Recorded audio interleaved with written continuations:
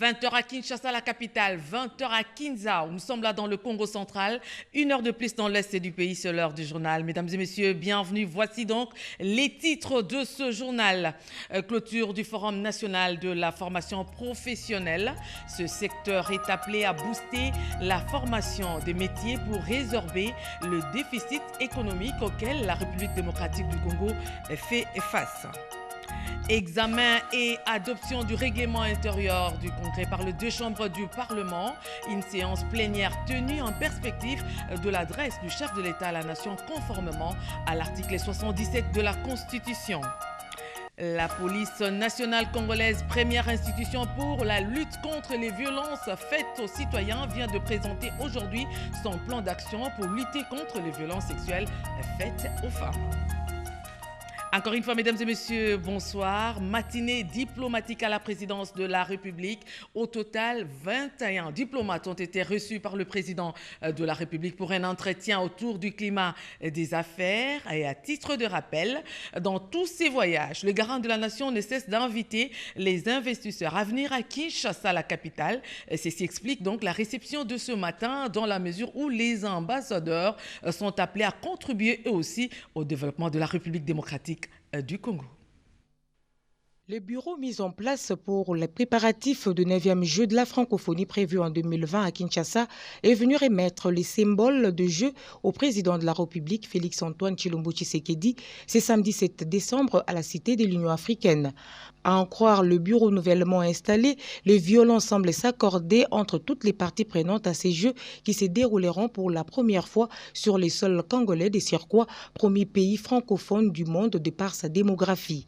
Les questions liées à la sécurité, l'accueil, les infrastructures, la préparation des acteurs et autres athlètes ont été scrutées avec le chef de l'État dans ses courts entretiens. Maître Guillaume Mandjolo, ministre de la Coopération internationale et de la francophonie, a éclairé la presse sur certaines zones d'ombre. Vraiment une réunion, c'était la remise des symboles au chef de l'État par rapport à la tenue des 9e Jeux de la francophonie à Kinshasa, en RDC. Et ça pour vocation notamment permettre au chef de lancer avec toute son autorité les débuts de l'accueil de ces Jeux en RDC. Ici, devant vous, il y a les bureaux qui va devoir piloter ces Jeux, qui est composé des ministres et du gouverneur de la province de l'île de Kinshasa, en plus du représentant personnel du chef de l'État et celui du Premier ministre, pour pouvoir piloter en fait la mise en œuvre de ces Jeux. Mais nous sommes là, ces soldats, en mission pour exécuter ces orientations, ce que nous sommes en train de vouloir faire. C'est-à-dire qu'il sait très bien que l'équipe qui a été composée aujourd'hui doit devoir gérer ces Jeux. Ce sont des spécialistes chacun dans leur domaine, de sorte à ce que chacun puisse accomplir sa mission. Puis ce sont les missions qui découlent aussi de nos attributions au niveau du gouvernement et les missions qui découlent aussi notamment du gouverneur qui est le patron de cette ville et qui est censé faire ce qu'il doit faire par rapport à ce type de situation. On doit prendre les précautions nécessaires pour pouvoir faire en sorte qu'il n'y ait pas de grabuge par rapport notamment au terrorisme, à toutes ces choses-là. Mais Kinshasa est épargné parce que la surveillance est vraiment à son sommet depuis un certain nombre d'années. La plupart des villes du monde ont été attaquées. Kinshasa n'a jamais été attaquée sur le plan du terrorisme, même si nous avons énormément de petites souffrances au niveau de la partie Est, mais Kinshasa reste sécurisé de tout temps. Et par conséquent, sur ces plans-là, je ne pense pas qu'il y ait des soucis sécuritaires à Kinshasa. Espérons que le bureau local qui vient d'être approuvé se mettra efficacement au travail pour assurer la réussite totale de ces Jeux de la francophonie à Kinshasa, à l'instar du sommet de la même organisation de Heureuse Mémoire.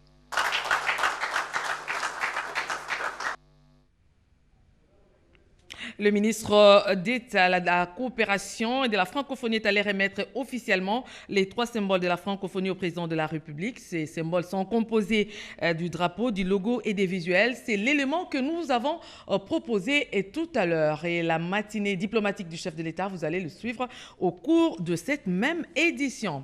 Le chef de l'État a présidé hier à la Cité de l'Union africaine la 13e réunion du Conseil de ministres. L'ordre du jour a porté sur les questions sécuritaire et sur la situation au sein des assemblées provinciales. Je vous propose un extrait du compte rendu avec le ministre d'État en charge de la communication et médias et porte-parole du gouvernement. La 13e réunion ordinaire du Conseil des ministres. Sous la présidence du président de la République, chef de l'État, son Excellence M. Félix-Antoine Tshisekedi Tshilombo, La 13e réunion ordinaire du Conseil des ministres s'est tenue à la Cité de l'Union africaine à Ngaliema ce vendredi 6 décembre 2019. Étaient inscrits à l'ordre du jour les points ci-après. 1. Communication de son Excellence Monsieur le Président de la République, chef de l'État. 2. Points d'information. 3. Approbation d'un relevé des décisions du Conseil des ministres. 4. Examen et adoption des dossiers. 5. Examen et adoption des textes. Communication de son Excellence Monsieur le Président de la République, chef de l'État. La communication du Président de la République a porté sur 1. Son déplacement à Bangui en République centrafricaine et à Zongo. 2. La marche des médecins qui réclament leur mécanisation. 3. Les questions humanitaires. 4. L'évaluation des travaux des 100 jours. 5. L'évaluation de l'application de la gratuité de l'enseignement primaire. 6. L'instabilité dans les institutions provinciales. Concernant le déplacement de Bangui, le chef de l'État a informé le Conseil qu'il a effectué ses voyages à l'invitation de son homologue centrafricain avec qui il a échangé sur les questions d'intérêt commun, notamment sur les échanges transfrontaliers, la question des Mbororo qui sèment le désordre dans nos deux pays, ainsi que sur le projet de construction du pont entre Bangui et Zongo. De tous ces échanges, il s'est dégagé entre les deux chefs d'État une volonté commune d'œuvrer pour la paix, la stabilité et le développement de nos deux pays. Maintenant, si nous parlons le même langage, avec la réalisation, nous sommes en droit de vous proposer cette matinée diplomatique à la présidence de la République où le garant de la nation s'est entretenu avec 21 diplomates en poste à Kinshasa sur les entretiens en tournée sur le climat des affaires. Accompagner le chef de l'État dans les soucis d'améliorer le climat des affaires pour booster l'économie de la RD Congo, c'est le Mobile qui a conduit un groupe d'ambassadeurs de près de 19 pays de l'Union européenne, de l'Inde, du Brésil, du Canada et des États-Unis à rencontrer le chef de l'État Félix-Antoine Tshilombo Tshisekedi ce samedi 7 décembre à la Cité de l'Union africaine. Au sortir de cette audience, le porte-parole circonstanciel du groupe, son Excellence, Monsieur l'ambassadeur des Pays-Bas, Robert Schoudeban, s'est livré à la presse. À ce moment, je ne peux pas entrer dans le détail parce que je laisse l'initiative et le primeur au président, ça c'est clair. C'était une réunion extrêmement productive et c'est clair que nous partageons le même objectif, nous, le partenaire, les amis de la RDC, avec le président et son gouvernement, parce que nous sommes tous d'accord qu'on a besoin d'une amélioration du climat d'affaires pour d'abord libérer le potentiel économique de la population congolaise, pour améliorer la population congolaise, pour appuyer l'entreprise domestique de la RDC et bien sûr aussi pour attirer les investissements étrangers. Nous n'entrons pas au détail à ce moment parce que ça c'est le privilège du président pour annoncer certaines choses. C'est pas notre... Nous sommes ici comme partenaires, nous avons eu une discussion, nous sommes extrêmement contents que votre président travaille tous les samedis et tous les dimanches. Nous avons ce matin, nous avons eu un rendez-vous sur le climat d'affaires et nous sommes tous d'accord sur tous les objectifs. Ces groupes d'ambassadeurs a préféré réserver la primeur de l'annonce du compromis trouvé au chef de l'État. Plusieurs corps sociaux se sont donné rendez-vous à Kinshasa, la capitale, dans le cadre du Forum national de la formation professionnelle, afin d'étudier des voies et moyens pour booster cette entité de l'éducation à l'initiative du ministère de la formation professionnelle sous l'égide du président de la République. Le tout premier forum sur la formation professionnelle en République démocratique du Congo a fermé ses portes. Sous la présidence du Premier ministre Sylvestre Ilunga Ilunkamba, représentant personnel du président de la République Félix-Antoine Tshisekedi, les différentes parties prenantes ont signé le Pacte national de la formation professionnelle, document qui fixe les grandes orientations que devrait prendre ce secteur vital pour l'appropriation de l'économie nationale par la main-d'œuvre congolaise. Toutes les organisations patronales, les écoles de formation professionnelle et le gouvernement se sont engagés par cet acte. Le ministre John Tumba Panumpakole s'est félicité du travail réalisé par les 500 participants à ce forum venus du pays et d'ailleurs. Ce forum, premier du genre, a été organisé dans le but de sensibiliser toutes les couches de la société congolaise ainsi que les partenaires du secteur de l'éducation et de la formation professionnelle sur l'importance, le défi et les enjeux de la formation professionnelle aux arts et métiers en République démocratique du Congo. Le Premier ministre Sylvestre Ilunga Ilunkamba a rappelé l'utilité de la formation professionnelle dans les efforts pour résorber le chômage de masse. Tout en saluant l'apport des partenaires du secteur, le chef du gouvernement a fait des recommandations pertinentes. Je recommande au ministère de la formation professionnelle, arts et métiers de s'impliquer totalement dans le programme national du désarmement, démobilisation, réintégration et rapatriement, DDRR, en vue d'une meilleure prise en charge des démobilisés pour leur réinsertion efficace dans la société. Aucun développement ne peut être envisagé sans une main-d'œuvre qualifiée et la formation professionnelle en est la clé. Il faut à présent définir une stratégie cohérente, a conclu Sylvestre Ilunga Ilunkamba. L'article 77 de la Constitution stipule que le président de la République tient une fois l'an un discours sur l'état de la nation devant le Parlement réuni en congrès et les deux chambres du Parlement ont examiné et adopté le règlement d'ordre intérieur pour ce faire. Les deux chambres du Parlement, l'Assemblée nationale et le Sénat réunis en congrès viennent d'adopter le règlement intérieur du Sénat sous la présidence de l'honorable Alexis Tambo Mwamba. Sur 609 membres qui composent le congrès, 468 membres ont pris part au vote. 466 membres ont voté oui. 2 membres ont voté non. Aucun membre n'a voté abstention. En conséquence, le Congrès adopte son règlement intérieur.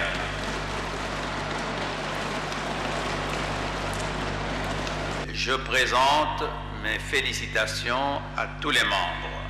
Ce règlement intérieur régit l'organisation et le fonctionnement du Congrès.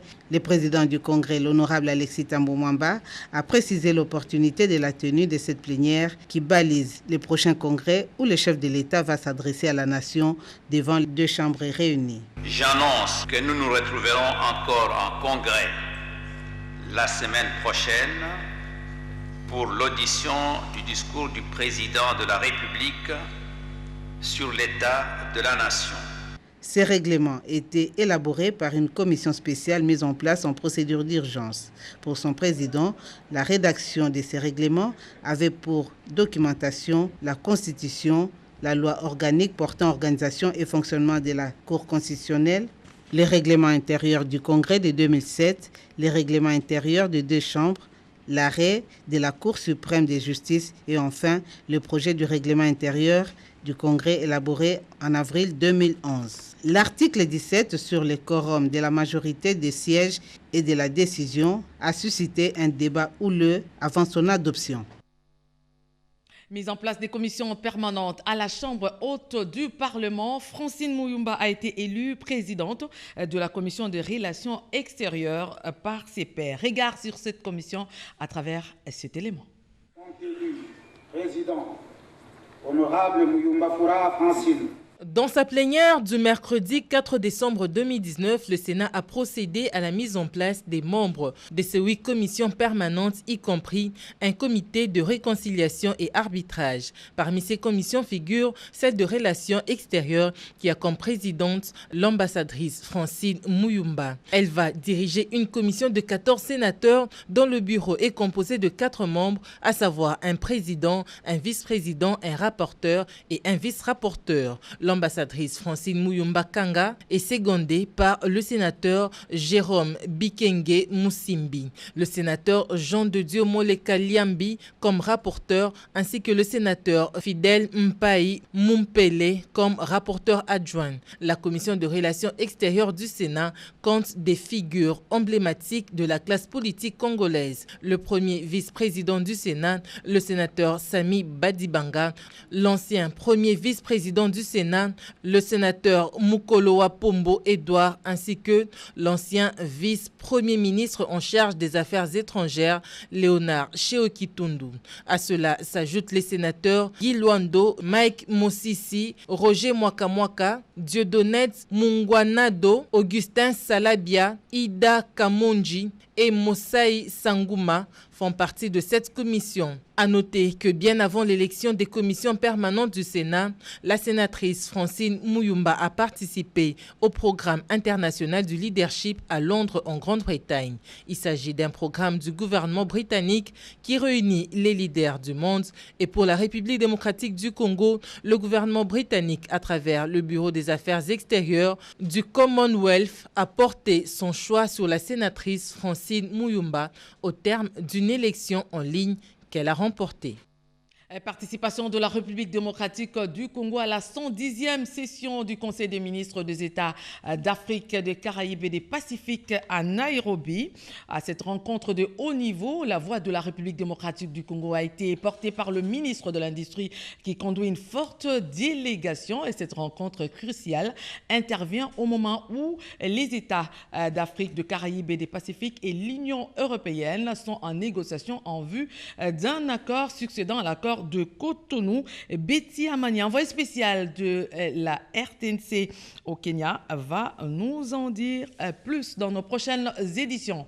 Nous l'avons dit, un titre, un plan d'action de la police nationale congolaise pour lutter contre les violences sexuelles. Occasion pour le commissaire général de la PNC de porter haut l'acte d'engagement des hommes en uniforme, celui de sécuriser les personnes et leurs biens.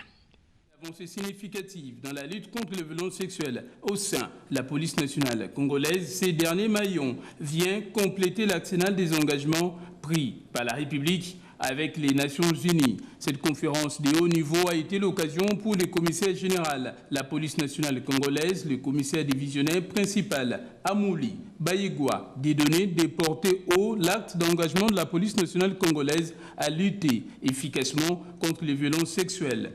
Lors de son intervention, le commissaire général de la PNC, le commissaire divisionnaire principal Amouli Bayegwa Dieudonné s'est engagé personnellement pour notamment respecter et faire respecter les mesures de prévention et de répression des violences sexuelles ainsi que de dénoncer tout acte incitant à des violences sexuelles.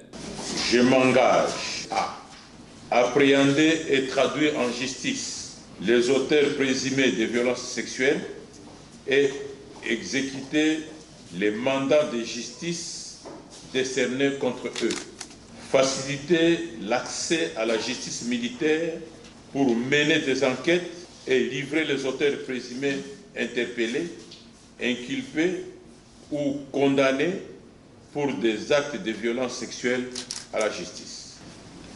Rappeler de manière régulière aux policiers, sous ma responsabilité, la tolérance zéro pour les actes de violence sexuelle. Ces plans d'action expriment la volonté du gouvernement congolais de lutter contre les violences sexuelles au sein de la police nationale congolaise. Dans l'entretemps, cette cérémonie de lancement, la vulgarisation de ces plans d'action de la PNC a connu une grande mobilisation des personnes venues des différents horizons. Un coup de ménage au sein du ministère de la Santé. Le ministre de tutelle, je citais, Eteni Longondo, annonce un contrôle physique pour non seulement dénicher les fictifs, mais aussi les irréguliers afin de mettre de l'ordre dans ce secteur. Les fictifs n'ont pas leur place dans le secteur de la santé. Le ministre de la Santé publique a tapé du poing sur la table et a décidé de diligenter un contrôle physique du personnel œuvrant dans le secteur de la santé. Ceci sur toute l'étendue du territoire national. Déjà le lundi 9 décembre 2019, le contrôle va débuter dans la ville-province Kinshasa. Toutes les structures de santé sont concernées par ces contrôles. Pour le ministre de la Santé publique, Eteni Longondo, la République démocratique du Congo perd chaque année une importante somme d'argent pour payer les fictifs qui pullulent les secteurs de la santé. Ces derniers temps, nous assistons à de grèves, à de révoltes de médecins, de personnel de santé. Et nous avons reçu du président de la République l'ordre de remettre du sérieux dans ce secteur. Donc à partir de lundi, nous allons circuler partout dans des structures de santé, que ce soit dans des centres de santé, dans des hôpitaux, dans des structures d'administration, donc le bureau des administrateurs, pour que nous puissions procéder au contrôle physique. C'est-à-dire, il faudrait que tout le monde soit là et que tout le monde puisse se présenter, pas seulement physiquement, mais aussi avec des documents administratifs qui l'ont engagé, qui lui donnent le droit de travailler là où il est. Le ministre promet des sanctions exemplaires contre tous les fictifs et leurs commanditaires. Ils seront déférés devant les tribunaux.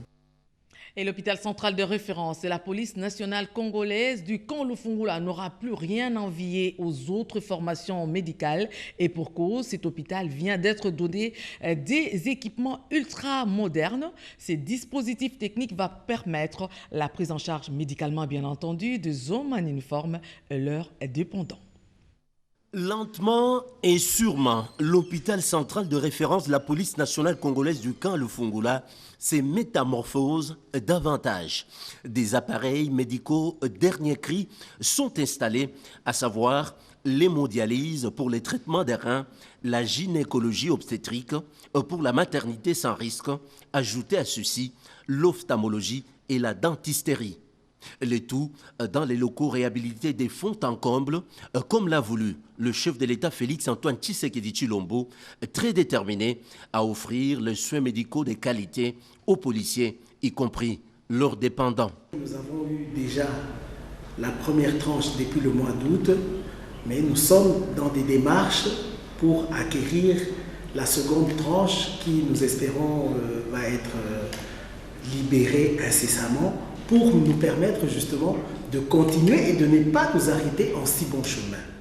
Je pense qu'on va ensemble avec la hiérarchie de la police toucher un mot aux services qui suivent ce projet pour que le reste du travail soit accompli. Sur le point de CIC au rang des grandes institutions médicales en Afrique, l'hôpital central de référence de la police nationale congolaise du camp Lufungula à Lingwala s'attelle à mettre à la disposition des patients une autre série de matériel haut de gamme liés à l'imagerie telle que l'échographie et le scanner.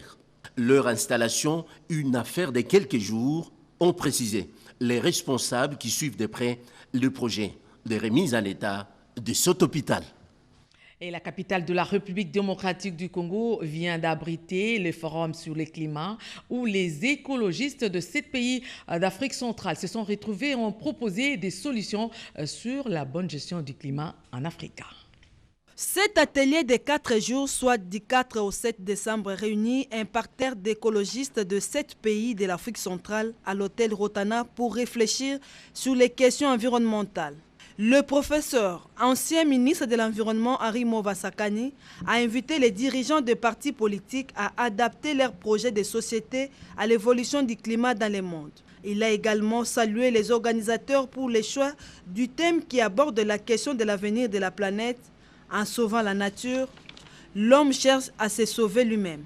Cette intervention de très haute facture, d'après l'écologiste Didas Pembe, ne laisse pas insensibles les conférenciers qui ont frénétiquement évasionné l'orateur. Quels sont les mécanismes qu'on peut mettre en place pour préserver notre planète pour les générations futures? Quel est le modèle politique adapté à la réalité socio-économique des Africains? Quelle est la structure qu'on peut retrouver dans une forme de démocratie à l'intérieur des partis politiques? Ce que nous avons réfléchi ici puisse être demain comme étant des moyens ou des voies de sortie pour les politiques africaines dans le cadre de l'écologie et de la politique en général. Le professeur Movasakani a enfin exhorté les participants à ces assises à associer les jeunes et les femmes à la table des négociations pour une gestion consensuelle de la société. La Banque africaine de développement vient de remettre au ministre des Transports et Voies de communication un plan intégré sur l'investissement en ce qui concerne le secteur de transport en République démocratique du Congo. Vital Pagabita, reportage. Le développement du secteur des transports figure en bonne place dans le plan d'investissement de la Banque africaine de développement en RDC. Au cours de cette séance de travail, les chefs du département de la BAD en charge des investissements a remis au ministre des Transports et Voies des communications un document stratégique comprenant le plan intégral d'investissement du secteur des transports en République démocratique du Congo. La banque, dans le courant de 2015-2017, a financé le plan national du développement intégré du secteur des transports, qui est un document cadre stratégique qui définit un peu les orientations stratégiques en termes de choix d'investissement qui devraient être faits dans le secteur des transports et qui a été fait de façon tout à fait participative avec l'ensemble des acteurs du milieu des transports. Comme vous le savez, la banque accompagne la RDC et le Congo dans la réalisation du pont route-rail et du chemin de fer Kinshasa-Ilebo. C'est un projet donc, qui va faire l'objet d'une table ronde des bailleurs de fonds pour mobiliser les financements nécessaires à son exécution. Au niveau du Congo central, la réalisation du port à eau profonde des Bananas. Et la banque s'est dit disposée à étudier, si elle est sollicitée par le pays, à aider le pays dans la structuration de ce projet et pour lui permettre donc de pouvoir le réaliser conformément aux vœux donc, des populations bénéficiaires. Le patron de Transvecom s'emploie d'ores et déjà à examiner ces documents stratégiques avant d'y apporter de nouvelles orientations conformément à la vision du chef de l'État, Félix Antoine Tshisekedi Tshilombo. L'Égypte ne cesse de multiplier les contacts avec le ministère de Ressources hydrauliques et électricité afin de venir investir dans ces secteurs en République démocratique du Congo. Tenez, les diplomates égyptiens en poste à Kinshasa a été reçu par le ministre d'État Eustache Muhangi pour ce faire. C'est un reportage signé Mireille Ndekami. Le secteur des hydrauliques et de l'électricité attire de plus en plus du monde aux portes de ces ministères. La dernière en date est la visite de l'ambassadeur d'Égypte accrédité en RDC de franchir pour la deuxième fois les portillons du ministère des Ressources hydrauliques et électricité pour y rencontrer le ministre d'État, Maître Eustache Muhangi Mumbembe, avec une délégation des hommes d'affaires intéressés à investir dans ce secteur. Les échanges qui se sont déroulés dans le bureau de Maître Eustache Muhangi Mumbembe ont porté essentiellement sur les opportunités qu'offre la République démocratique du Congo dans ce secteur du courant électrique. C'est la deuxième fois que je rencontre Monsieur le ministre, peut-être dans un mois. Aujourd'hui, je suis venu visiter Monsieur le ministre, accompagné avec une délégation des investisseurs égyptiens pour découvrir les opportunités de coopération entre les deux pays dans le domaine de l'énergie. Je crois que notre délégation va revenir en Égypte avec une idée très claire des priorités du Congo et ils sont revenir peut-être dans un mois, au mois de janvier, avec des experts, avec les grands responsables des compagnies égyptiennes pour discuter les détails des projets que les deux parties ont agréé à achever dans le prochain. Très réceptif et ouvert, comme dans ses habitudes, le patron de l'énergie congolaise a ainsi rassuré ses hôtes de son implication personnelle et celle du gouvernement de la République pour répondre à toute attente.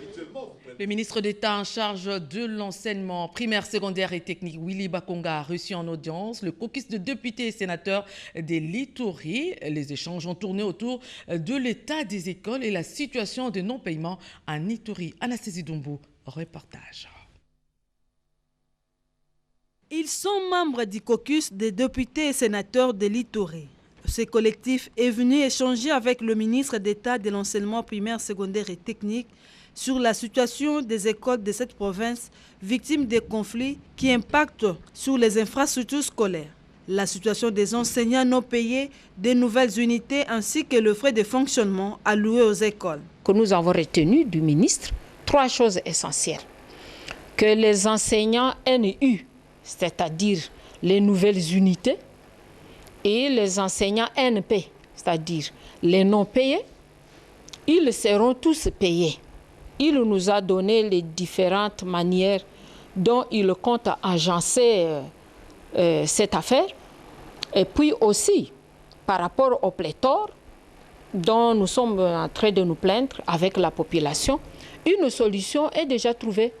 Près de 350 écoles préfabriquées vont être bientôt implantées dans toute la République.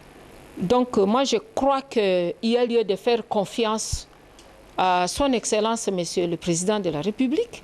De son côté, le ministre d'État, Willy Bakonga, les a rassurés sur son accompagnement en vue de trouver des solutions durables aux préoccupations présentées.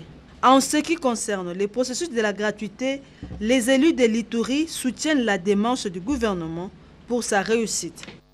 Et pendant ce temps, le ministre de l'Enseignement supérieur et universitaire, je citais, Thomas Louaka, remettait des diplômes aux apprenants du 3e cycle à l'Institut supérieur de commerce. Une cérémonie de collation de grades académiques qui témoigne du partenariat entre l'IEC et l'Université de Liège. Edith Chala, reportage. 44 lauréats en master professionnel de l'Institut supérieur de commerce IEC de Kinshasa ont été honorés par une cérémonie de collation de grades académiques présidée par le ministre de l'Enseignement supérieur et universitaire, Thomas Louaka Losenjola, aux côtés de sa vice-ministre. C'est en partenariat avec l'Université de Liège que sont organisés ces enseignements de 3e cycle. Celle-ci est la 7e promotion en droit des affaires et gestion. Le ministre Thomas Louaka a rassuré le comité de gestion de l'IEC du soutien du gouvernement dans cet effort de redressement de l'enseignement du supérieur. Le professeur Augustin Bangala Mapapa, directeur général de l'Institut supérieur de commerce IEC Kinshasa, se félicite de la qualité de formation et projette l'ouverture d'autres filières de formation en master. Ils peuvent faire ces études à l'Université de Liège, mais sur place à l'Institut supérieur de commerce de Kinshasa.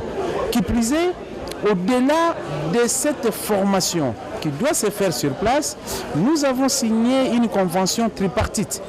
Université de Liège, Université de Kisangani et l'Institut supérieur de commerce de Kinshasa, en vue de l'organisation cette fois-ci d'un programme de 3e cycle de recherche aboutissant à une thèse de doctorat.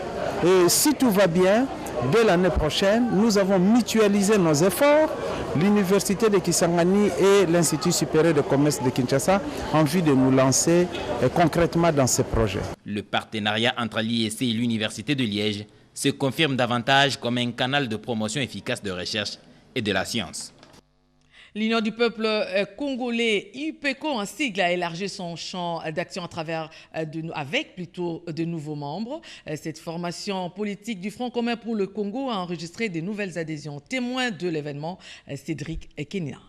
Ils viennent volontairement et adhèrent à la vision de l'Union du peuple congolais UPECO pour porter les valeurs, mais alors les valeurs républicaines pour bâtir un Congo meilleur. Cette activité politique à Africana Palace était également une occasion pour ces partis chers à l'honorable Liska Bayoué, présidente nationale, de présenter à l'assistance les structures, l'objet social tel que contenu dans la politique générale par l'entremise du secrétaire général de l'UPECO. Une journée qui augure en fait la rentrée politique de l'UPECO qui, au même titre que les autres formations politiques, est à la conquête du pouvoir. Nous avons voulu placer cette rentrée sous le signe de l'adhésion massive parce que l'UPECO est un parti de masse, comme son nom l'indique.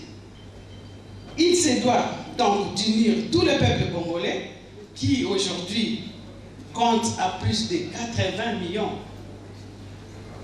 Cette rentrée arrive après une période électorale où l'UPECO a fourni d'énormes efforts pour non seulement montrer son effectivité sur le terrain, mais aussi pour contribuer au seuil électoral de notre regroupement Alliance Action alternative pour le bien-être AAB en sigle. L'UPECO affiche donc sa détermination dans la lutte contre les inégalités, les antivaleurs et travaille pour une prise de conscience collective. Le tout dans le but de consolider les fondements communs assis sur les valeurs humaines. À noter par ailleurs la présence à cette cérémonie de quelques hauts cadres du Front commun pour le Congo, FCC notamment, l'honorable bienvenu Lio Tanjoli, Félix Kabange-Numbi, venus apporter leur soutien à l'UPECO qui s'annonce comme un véritable outsider pour les échéances à venir. Nous prenons la direction du Haut-Touélé où les députés ont jugé recevable le projet budgétaire exercice 2020. Ceci après la réplique du gouverneur Christophe Nanga aux questions et préoccupations des élus provinciaux. Images et commentaires. Accompagné de toute son équipe gouvernementale, le gouverneur du Haut-Uélé commence sa réplique par condamner le meurtre par deux inconnus dans la nuit de jeudi à vendredi de chauffeurs de taxi-moto dans la localité de Gao située à environ une centaine de kilomètres de la ville d'Issiro. Face à ses élus provinciaux, Christophe Bassi Anenonga s'emploie à donner le maximum d'éclaircissement à chacune des préoccupations soulevées 48 heures plus tôt lors de cette séance de présentation de son projet d'édit budgétaire. Au groupe parlementaire ADRP, Alliance, ACO ainsi que leurs alliés, pour le chef de l'exécutif provincial du Haut-Uélé, ce projet d'édit budgétaire fixé à un peu plus de 151 milliards de francs congolais tient compte notamment des aspects liés à la gouvernance citoyenne, politique, administrative, sécuritaire, juridique et économique, sans oublier l'aménagement du territoire et la réhabilitation des infrastructures ou encore la gestion des ressources naturelles telles que la protection de l'environnement, le développement durable et le tourisme, de quoi obtenir ce plébiscite. Projet d'édit contenant le budget de la province de Haut-Uélé pour l'exercice 2020 est jugé recevable. Pendant ces temps, le projet renvoyé à la Commission économique et financière qui dispose de 20 jours pour déposer ses amendements avant sa transmission au gouverneur pour promulgation. À l'extérieur de la salle de plénière, c'est un Christophe Bassi Anenonga contrasté qui s'exprime. Je suis le plus heureux de temps content que les budgets passent tel qu'on attend. Dans le cadre du partenariat entre l'Office congolais de contrôle et BIVAC sur l'inspection des marchandises avant embarquement à destination de la République démocratique du Congo, le directeur général de l'Office congolais de contrôle a pris part à la 4e réunion du comité de pilotage du contrat de vérification des importations. La réunion s'est tenue en Afrique du Sud. C'est un reportage de Jacques Meige rendu par Cédric Kenina. Partout dans le monde, sur 5 continents, à travers 160 pays exportateurs, des marchandises sont embarquées à l'importation chaque jour vers la République démocratique du Congo, en exécution de la loi particulière sur les commerces telle que modifiée à ces jours, et aussi conformément à la réglementation du charge en RDC, l'Office congolais de contrôle est organisé avec l'appui des bureaux Veritas BIVAC BV, son mandataire, pour vérifier avant expédition la conformité des qualités, de la quantité et du prix des marchandises régulièrement importées vers notre sol. C'est dans ces contextes que le directeur général de l'OCC, Célestin Rissasitabou Wamsimbwa, vient de séjourner en Afrique du Sud du 25 au 26 novembre 2019 à la tête d'une délégation d'experts de son office pour participer au 4e comité de pilotage du contrat de vérification avant embarquement des importations en République démocratique du Congo. Ce comité est un cadre mis en place depuis 3 ans pour assurer le suivi, l'évaluation du contrat de vérification et la discussion des solutions idoines en vue d'améliorer sa mise en œuvre dans l'intérêt de toutes les parties intéressées, à savoir notamment l'État congolais, les fournisseurs étrangers, les importateurs et consommateurs congolais. Nous travaillons aussi pour pouvoir assurer la coopération et l'élever plus haut pour un transfert de capacités. Ce transfert de capacités qui va permettre à l'OCC et à BIVAC de répondre aux nouveaux enjeux du commerce international. À l'issue de la visite du laboratoire Oil et Gaz de Bureau Veritas à Cape Town, l'OCC entend développer davantage son réseau national des laboratoires. Ainsi, après des laboratoires mobiles de contrôle environnemental, l'Office se prépare à installer aussi des mini-laboratoires permettant l'ensemble des tests clés à l'intérieur d'un conteneur. Leadership ecclésial au sein 2 églises ecclésiastiques de l'ECC 13e communauté baptiste région de Kinshasa. Ce thème a été soutenu et développé par le pasteur Emmanuel Kompenza Makelele en vue de l'obtention de grade en docteur en théologie de l'Université protestante du Congo. Rodépanda au reportage.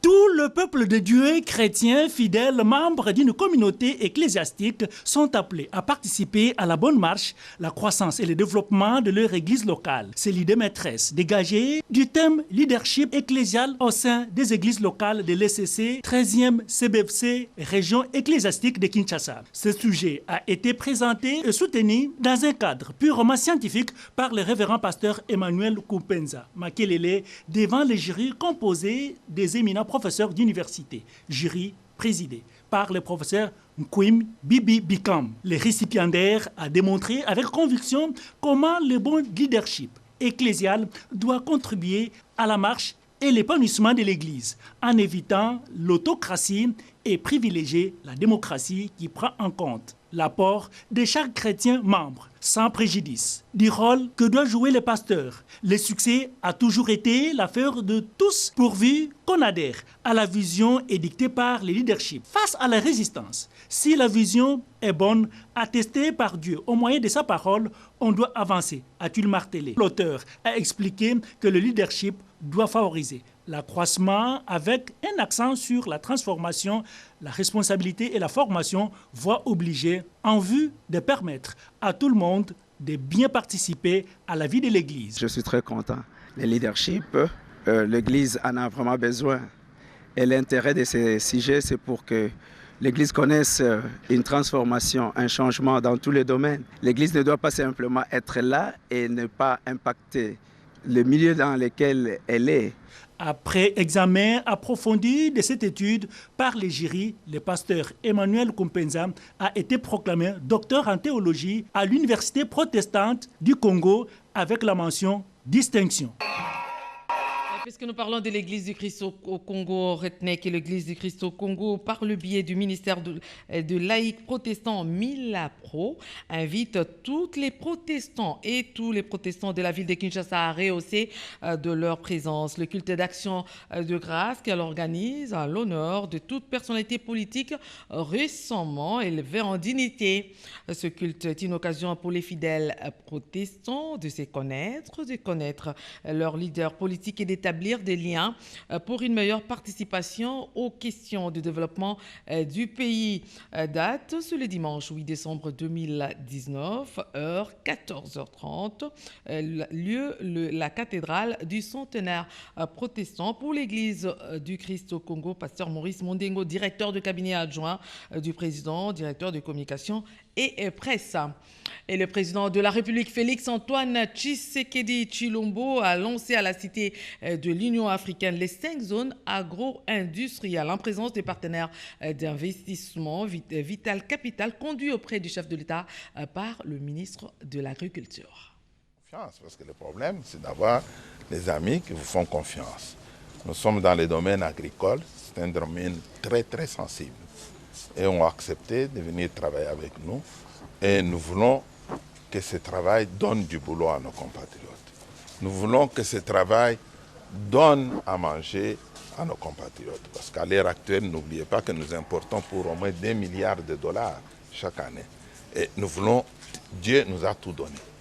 On a des pluies, on a des terres, on a des hommes que vous êtes, hommes et femmes. Nous sommes nombreux, 80 millions, c'est pas peu, c'est un grand marché.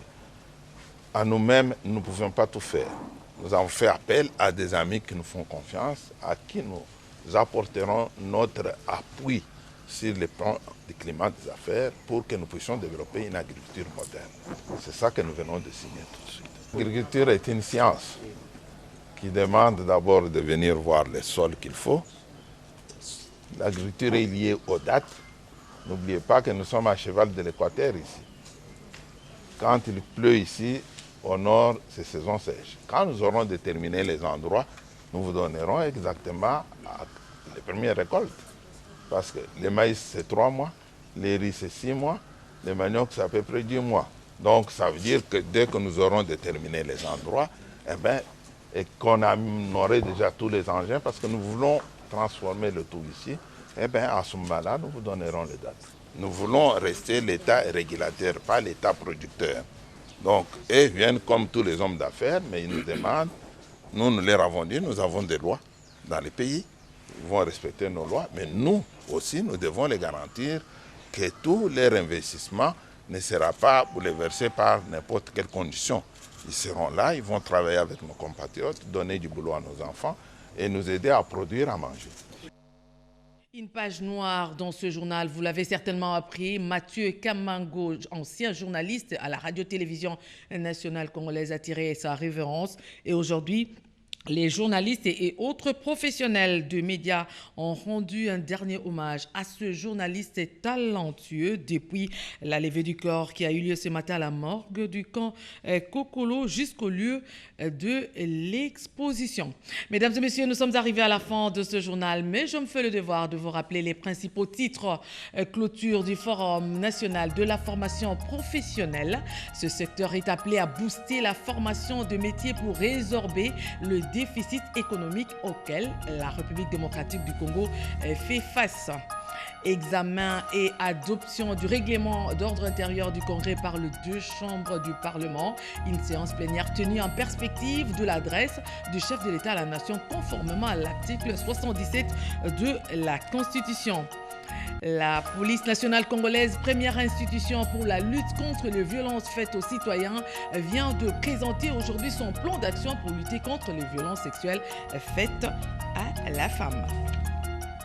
Mesdames et messieurs, tout le plaisir a été pour moi de vous présenter ce journal coordonné par Louisette Ntsakala, Louison Moulongo et Rodé Panda ont concouru à sa réalisation et Sylvie Makumbadi l'a rédigé. L'actualité ne s'arrête jamais et la RTNC ne se lasse pas de vous informer. 22h, je serai présente pour vous servir cette édition d'information. Merci et à très bientôt.